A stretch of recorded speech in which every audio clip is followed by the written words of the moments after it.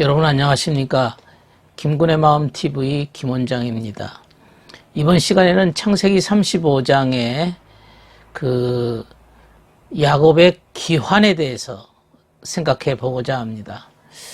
우리가 아브라함은 성경의 어린 시절의 영적 상태를 표현하고 이삭은 어린 시절을 지나서 주님의 진리를 인식하고 옳고 그름을 판가름하는 그러한 상태를 의미하고, 이제 야곱의 상태라고 하는 것은 이제 말로 세상에 나가서 어떻게 어울릴 수 있을 것인가, 젊은이들이 어떻게 하면 부와 명예를 얻고 또 멋진 상대와 결혼할까 하는 것에 골몰하게 되는데, 아직은 완전하지 않지만 한마디로 그들은 자립적으로 뭔가 하려고 하는 각오를 가지게 됩니다. 이 시기가 바로 성경에서 야곱의 이야기로 묘사되고 있는 것입니다.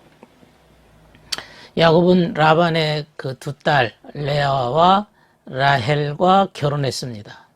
이것은 지난 시간에 얘기한 대로 외적인 진리와 내면적 진리를 사랑하는 것을 표현하고 있다 그랬습니다. 또 야곱에게는 그 두 아내의 몸종 빌하, 실바도 아내로 주어졌는데, 이렇게 해서 야곱은 그 네 여인으로부터 한 명의 딸 12아들을 갖게 됩니다. 그리고 마지막 두 아들인 요셉과 베냐민만이 야곱의 그 첫사랑인 라헬의 자식이었습니다. 그리고 그런 과정에서 야곱은 그 하란에서 가축대를 많이 가진 부자가 되었습니다. 우리가 그 야곱의 12아들이라고 하는 것은 어떤 젊은이가 자립하는 그러한 시기에 그 안에서 발달되는 다양한 자질을 의미합니다. 마음속 자질을 의미합니다. 그리고 야곱은 12아들뿐 아니라 그 가축대, 많은 가축대를 가지고 있었다. 이 말은 영적인 의미에서 보이지 않는 세계로 말하면 지식이나 능력을 뜻한다고 말할 수가 있습니다. 그리고 이제 야곱이 20년이 지나서 어느 날 갑자기 고향에 가겠다 결심하게 됩니다. 이렇게 내면적으로 선하게 살고자 하는 사람들은 이 세상의 성공만으로 만족할 수가 없습니다. 그들은 이제 야곱은 모든 것을 챙겨서 소유물 또 능력 모든 걸 챙겨서 아버지의 고향 주님을 섬기는 것으로 되돌아가야 되겠다 이렇게 결심하게 된 겁니다. 이 귀향길, 야곱이 이제 다시 가나안 땅으로 돌아가는 그 철로 여정의 귀향길에서 첫 번째 사건이 어떤 사건인가 하면 야곱과 에서의 재회입니다. 서로 이제 형 에서를 만나는 겁니다. 야곱은 형 에서에게 내가 나쁜 짓을 했다고 기억하고 있었습니다. 그래서 에서를 두려워할 수밖에 없었습니다. 그러나 에서는 야곱을 아주 기쁘게 반겼습니다. 서로 끌어안았습니다. 아주 기쁘게 맞이했습니다. 이것은 그 야곱이라고 하는 진리를 찾아가는 그 여정의 세계, 처음에 우리가 그 야곱과 에서를 얘기할 때 야곱은 지식의 세계다, 또 에서는 욕구의 세계다, 그렇게 말씀을 드렸습니다. 지식의 세계는 점점 성장해서 진리에 대한 세계로 들어가는 거죠. 에서는 욕구가, 욕망이 선의 상태로, 선의 의지로 이렇게 성장하게 된 겁니다. 그래서 영적으로 말하면 야곱과 에서의 서로 만남, 재회라고 하는 것은 추상적, 영적, 철학적, 진리적 관점에서 보면 진리와 선의 만나는 순간이다. 이렇게 말씀드릴 수가 있습니다. 그 다음에 이제 야곱이 이제 집을 떠날 때 베델에서 하룻밤을 노숙했지요. 그리고 꿈속에서 하늘에 닿는 사다리를 보고 놀랐습니다. 경이로움에 취했습니다. 그리고 아침에 일찍 일어나서 야곱이가 하나님께 서원 기도를 하죠. 나를 번성시켜 주시고 고향으로 안전하게 데려다 주신다면 평생 그분만 섬기고 예배하겠다. 그렇게 약속을 했습니다. 그걸 다시 생각하고서는 그 약속대로 이제 베델에 가서 이제 제단을 쌓고 주님을 예배하게 됩니다. 우리는 이 제단을 쌓기 전에 두 가지 주목해야 될 사항이 있습니다. 첫 번째가 두 가지가 아니라 이제 한 가지 주목해야 될 사건이 있습니다. 첫 번째가 뭐냐면 야곱의 모든 식구들에게 야곱이가 말합니다. 너는 남의 나라 신들과 귀에 걸고 있는 귀걸이를 모두 내려놔라.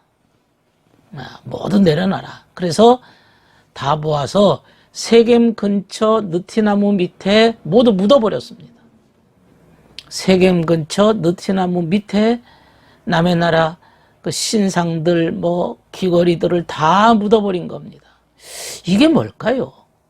이제 야곱이는 이제 가나안에 들어와야 되고 그간에 이제 어떻게 보면 이방 신상 그리고 귀걸이 우리가 젊은 이들로 말하면 아직까지 거듭나지 못한 세상적인 어떤 포부나 욕망이나 이런 것들을 우리가 갖고 있죠. 이게 남의 나라 신들입니다. 신상들입니다. 이 세상적이고 이기적이고 육신적이고 물질적인 정말 유혹되기 쉬운 거 그런 것들을 귀에 달고 사는 거예요. 그 귀에 달고 있는 것들을 이걸 무가치하다고 인식하고 이제 가나안에 들어가야 되거든요. 예배하기 전에 먼저 그 모든 것을 다 밀어내야 됩니다. 다 몰아내야 됩니다. 땅에 묻어버려야 되는 겁니다. 그리고 이제 헤브론에 있는 아버지 이삭과 이제 재회하게 됩니다. 그리고 이제 가문에 어떻게 보면 이제 아버지의 땅을 상속받게 됩니다.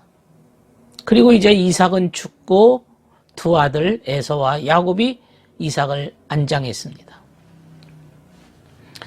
우리가 여기서 영적인 면을 생각한다면 이삭이 죽었으니까 이삭의 영적인 의미가 더 이상 이제 필요 없는 거 아니냐? 아닙니다.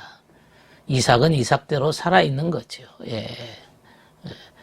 지금 야곱과 에서라고 하는 사람들은 어떻게 보면 완전한 어른들이고 가문의 우두머리들입니다. 이삭의 후계자입니다. 그러니까 이삭의 그 영적인 의미가 그들에게 파고드는 거죠. 자연스럽게 스며드는 거죠. 이삭의 그 합리성, 이삭의 그 발전적인 합리적 지식 같은 것들은 그들의 마음속에 새겨지는 것이죠. 자연스럽게 스며드는 것입니다.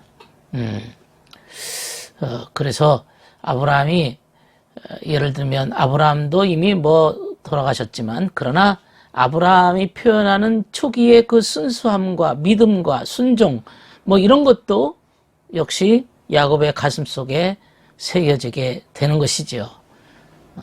한 세대가 끝났다고 그게 모조리 다 없어진 게 아니고 계속적으로 아브라함, 이삭, 야곱의 하나님 이 얘기는 그 세계가 그 영적인 의미가 우리의 삶 속에 파고 들어가야 된다. 이것을 우리에게 가르쳐주고 있는 것입니다.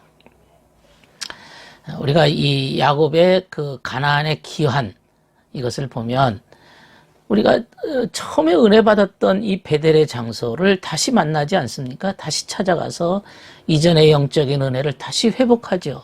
그러나 예전보다는 성숙하고 예전보다는 더 크게 되었지만은 그러나 초기에 가졌던 그 뜨거운 열정과 하나님께 대한 약속과 또 하나님의 사다리를 보는 그 경이로운 그 기쁨의 감격이 다시 되살리고 또 영적으로 또 되살리고 또 영적으로 되살리는 그러한 순간이 야곱에게 필요했다는 것을 말씀하고 있습니다.